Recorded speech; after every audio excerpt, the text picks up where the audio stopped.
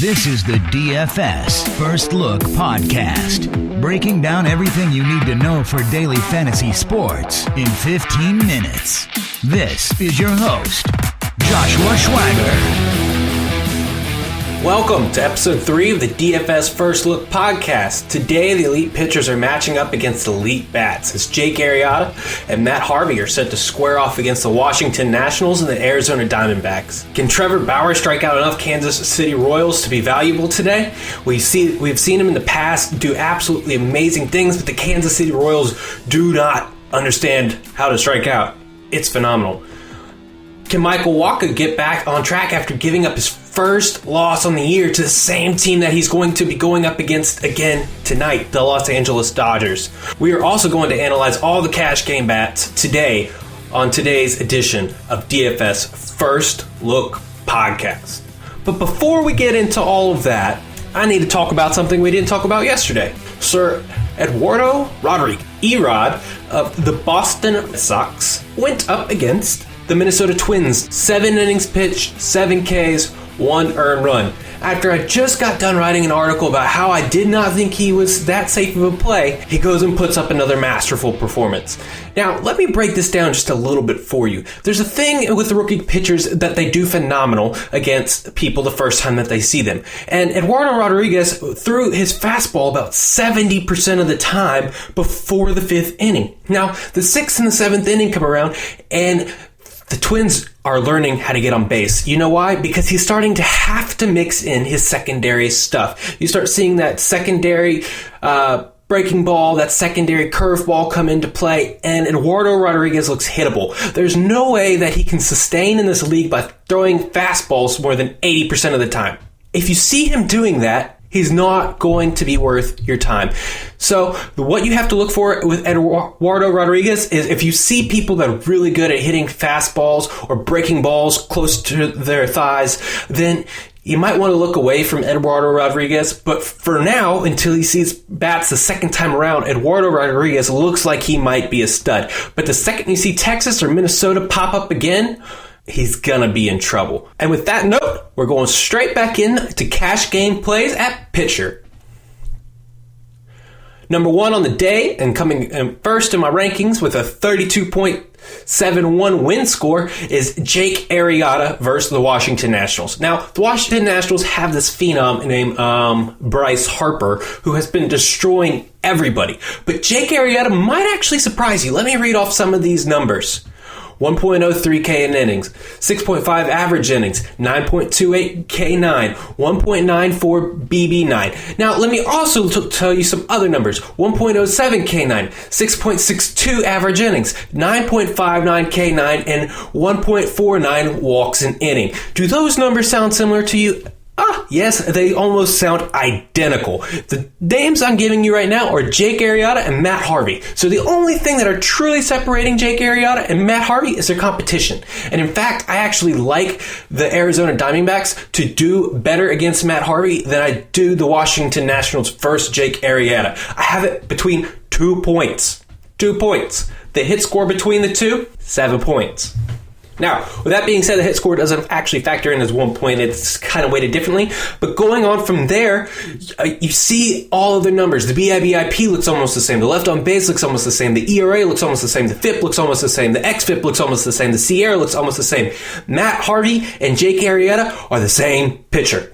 Different teams, different beard lengths, they are the same pitcher. I have them at number 1 and number 2, 32.71 and 30.60 as the separating 1 and 2. Now at number 3, I have Gio Gonzalez going against the Chicago Cubs team. I don't actually like him against them, but when you look at the numbers, it's phenomenal. The Cubs have a hit score of 10.27 against Gio Gonzalez. I don't understand that because I think all 10 points of that is coming from Anthony Rizzo. Anthony Rizzo looks like a beast today against Gio Gonzalez, but for some reason my projection model loves Gio Gonzalez today. So I'm going to mark him as a GPP play, But if you're going to throw him in cash plays, I would not be surprised. In the fourth option, I have Dallas Keuchel. Dallas Keuchel is going up against Baltimore, who is forgetting how to hit the ball. I mean, when you look at somebody like Adam Jones and FanDuel has him below $3,000, you have to be questioning what on earth is happening in Baltimore. There's no reason Adam Jones should be that cheap. And I even tried playing Adam Jones at that cheap, and it did not work out for me. He's not Robinson Cano. Adam Jones is actually one of the premier hitters right now so far in the league. What does FanDuel know that I don't know? I don't know, but FanDuel's on to something with Adam Jones, and he's on to something with the Baltimore Orioles. Dallas Keuchel has a finishing score of 24.84 for me today. That's pretty solid for the price that you're going to be paying, because you're going to be paying $2,000 to $3,000 more for Jake Arrieta and Matt Harvey on most sites. And number 5, I actually have Trevor Bauer.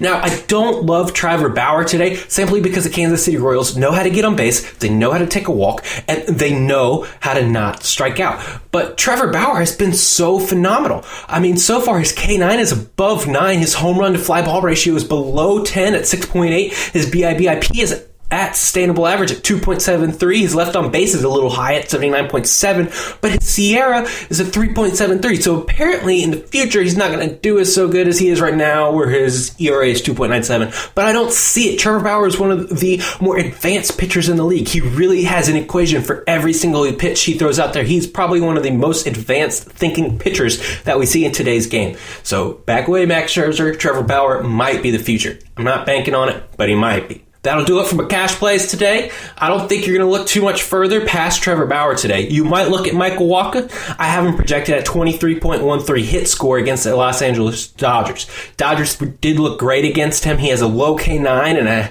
even with the win, he's looking at 24.16 points. I don't like Michael Wacha today. You're going to see a lot of people rolling him out there in cash play, and I'm not buying it. I'm not buying into Michael Wacha today. I'm not buying into his 2.27. If you look at his xFIP, it's at 4.07. I'm not buying into Michael Wacha. Another option you might see people look at is Anthony DeSclafani going up against Philadelphia. Philadelphia is not that good. You can go ahead and factor him in as a win. But even with the win, I only have him around 24.8 points. Now, when I say points, you also have to remember these aren't FanDuel points. These aren't DraftKings points. These are points allocated in a metric. 35 or higher is elite. Below 18 is not good. It's not actually saying how many DraftKings points you're going to get. I might have to change the terminology behind that, but just understand this up to this point. Anyways, Anthony DeSclafani, 5.8 average innings. Not too bad, but you don't know exactly what you're going to get from him. His BIBIP is not sustainable at 2.57. You're going to see that come up, and you're going to see him get shelled. His Sierra is at 4.75, and he is limiting right-handed batters to an weighted on base below 2.5. That's not sustainable either. Anthony DeSclafani is due to change. I'm not sure if it's from the Philadelphia Phillies, but I'm not willing to pay for Anthony DeSclafani tomorrow, even though it's not that expensive. All right, now on to pitchers to stack against. The first option to go up against is Chris Young. Chris Young has not been a model of consistency in his past. He has had a really hot streak at the beginning of this year, but he's going up a Cleveland team that's really good at destroying pitchers. Cleveland either puts up 1 point or they put up 11 points. I don't really know the exact numbers behind it, but I seem to recall them scoring a lot of points lately. With the win, I only have him factored about 14.72 points, so he's not good at all. He's not looking good. His average innings of 5. He gives up about half a run a game. 4%, that's going to go up. 4% from home run to fly ball, that's going to go up to closer to 10. You can expect the Cleveland Indians to get on base a lot, and you can expect the ball to almost leave the yard. I mean, his BIBIP is below 2. You're going to see that come up to 3, and Chris Young is going to get shelled on a regular basis going here forward.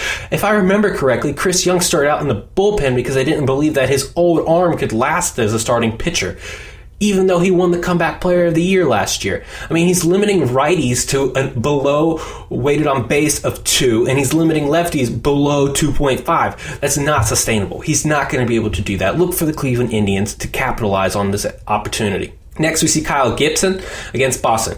Any Minnesota pitcher in Fenway, I'm going to look at Boston. I don't like them. Kyle Gibson has been good on the year. He has a 2.61 ERA, but an xFIP of 4.6. Now, after that, you're going to look at Giovanni Gallardo, Erasmo Ramirez, and Carlos Frias. you don't really have to look at them too much. Just know that those are the worst pitchers to look at. And in GPP play, I've already named all the names that I'm looking at. Matt Harvey, Jake Arrieta, Trevor Bauer, Gio Gonzalez, Anthony DeScaffolini. I don't think you're going to see much past that. And because of my rant so much earlier in the podcast, I'm going to have to cut the pitching segment short. Just know that you're going to be throwing your aces today in cash play. You're going to be throwing those with high K innings today in GPP, and all of those kind of look like the same pitchers anyways. There's not too much that's going to separate the projections from the reality. If my model is anywhere close to decent, it hates a lot of pitchers and it loves a lot more. Okay, so let's look at hitters for cash play. I think at catcher position, you're only looking at two options. You got Miguel Montero versus Gio Gonzalez. He's doing great against the handedness, 4.6 on base and a 3.8 ISO. Miguel Montero is killing the handedness of Gio Gonzalez. I like Gio Gonzalez. I don't love Gio Gonzalez. So if you're going to take a cash play that is not Steven Vaught, look at Miguel Montero. But I do have Steven Vaught as my number 2 against Shane Green. That Steven Vaught is going to be number one catcher. I would label Miguel Montero as more of a GPP play and Steven Vaught as the only true cash option. But if you're going to take another cash option, you're going to be looking at Miguel Montero. Steven Vaught looks to destroy Shane Green today. On to first base, you have Anthony Rizzo, like I mentioned earlier. He is phenomenal against the handiness of Gio Gonzalez. I mean, his weighted on base is 5.3. Or 0.53, apologies, 0.53, 530 weighted on base average. That is ridiculous. He's going to get on base. He just does it. After the at-bats he gets up there, he's going to reach the base some way or another. After Anthony Rizzo, you have to be looking at Adrian Gonzalez. Adrian Gonzalez is a model of consistency. He very rarely puts up a 0 for you, and he's getting back into the groove here lately. He's going up against Michael Wacha, who I talked about earlier, has a very high xFIP and a very low ERA. If the Dodgers are to beat Michael Wacha again, you would imagine that Adrian Gonzalez plays a really big role in that. After that, you're looking at Jose Abreu and Joey Votto, both of which have been phenomenal on the year.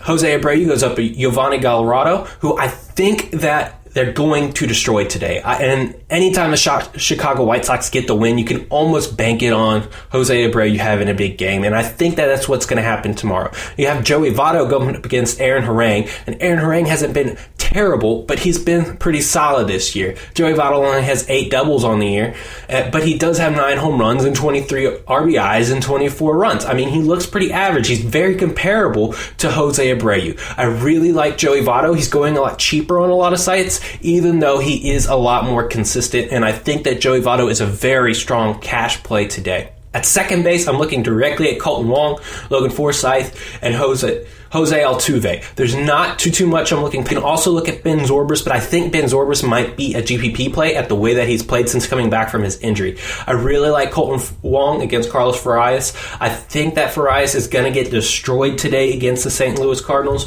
but I also project that game to be kind of a blowout, or not really a blowout. What's the word I'm looking for? They're just going to score a lot of points today.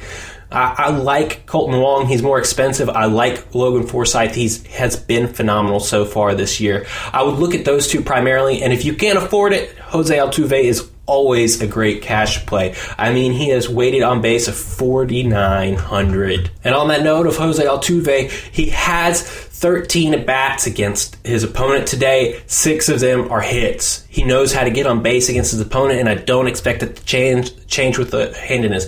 Now, another note is George Springer is actually hitting over 500 against the same opponent, and he has a home run against him. So if you're going to be looking at stacking somebody, you might want to be considering Houston just a little bit, because they do have somewhat of a good history. I think that Chin is not going to do the greatest today. I like Springer as a GPP play, and I like Jose Altuve in any format you can ever fit him in. Jose Altuve is a piece that wins me money day after day after day after day that I play him. I don't always play Jose Altuve at second base, but when I do, I kind of see myself making money, so maybe now that I'm talking about this, I should be playing Jose Altuve more, starting today. All right. Third base, Matt Carpenter against the same opponent, Carlos Farias. I love most Cardinals against him. Matt Carpenter has been a beast all year leading off the Cardinals. I don't see that changing anytime soon. Anytime you see Evan Longoria going off against a left-handed hitter, or a left-handed pitcher, I should say, you will see him in cash format as a solid play. Pablo Sandoval was out yesterday, but he should see his way into the lineup today if there's no injury concerns, which I haven't seen, but I don't exactly keep on track of every player. So Pablo Sandoval might be out for last month for all I know, but likely not. I'm just kidding. But Pablo Sandoval looks like a solid play. And my last option for cash play at third base is Todd Frazier. I really like a lot of the Indians against the Phillies tomorrow. Aaron Harang has been solid, but he has been hittable. Todd Frazier, Joey Votto, both very strong picks. Now, at shortstop, there's not too much, but I think you have to play Xander Bogaerts. He might silently be the hottest hitter in baseball. He's not killing the ball out of the park, but every single at-bat, he is putting the ball in play, and he is hitting it hard. I mean, he had a multi-hit game yesterday. He had a stolen base yesterday. I think that in cash play, Xander Bogaerts has to be at the forefront of your options for shortstop.